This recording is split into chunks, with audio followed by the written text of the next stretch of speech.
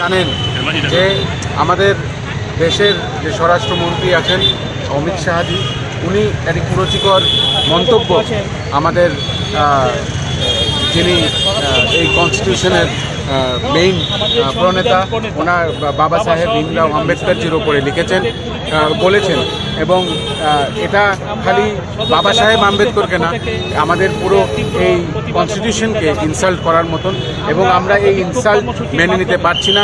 আমরা রাজ্য এবং পুরো দেশব্যাপী আজকে এই আন্দোলনমুখী হয়েছি এবং আমরা অতিলম্বে অমিত শাহজির পদত্যাগ চাই এবং পুরো দেশের কাছে যাতে উনি এই কুরুচিকর বক্তব্যের জন্য পুরো দেশের কাছে যাতে উনি মাফিনামা চায়, তার দাবিতে আমরা আজকে এগাচ্ছি। আচ্ছা, যে আজ মূলত দেশের পার্লামেন্টের মধ্যে আমাদের দেশের স্বরাষ্ট্রমন্ত্রী অমিত শাহজি আমাদের সংবিধান প্রণেতা বাবা সাহেব ডক্টর ভীমরাও আম্বেদকরের বিরুদ্ধে যে কুরুচিকর মন্তব্য করেছে, আমরা সদর জেলা কংগ্রেসের পক্ষ থেকে তীব্র বিক্ষোভ এবং নিন্দা জানাচ্ছি এবং আমরা কর্মসূচি হাতে নিয়েছি।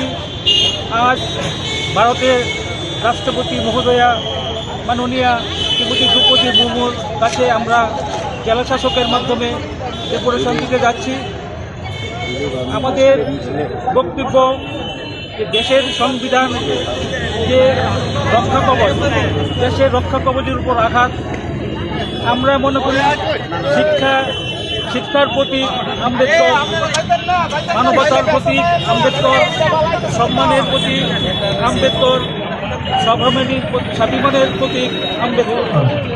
আমরা সংবিধানের ন্যায়ের জন্য আমরা লড়াই করছি। সংবিধানের যে ন্যায় অধিকার মধ্যে আমাদের দিয়েছে আমাদের সামাজিক মেলবন্ধন, কিন্তু আমরা লক্ষ্য করছি যে বিজেপি এবং আরএসএসের সরকার এই মেলবন্ধনটাকে নষ্ট করতে যাচ্ছে এবং যে সংবিধান, ভারতের সংবিধান রক্ষা কবচ, এটাকে একটা ধূলিসাৎ করতে যাচ্ছে।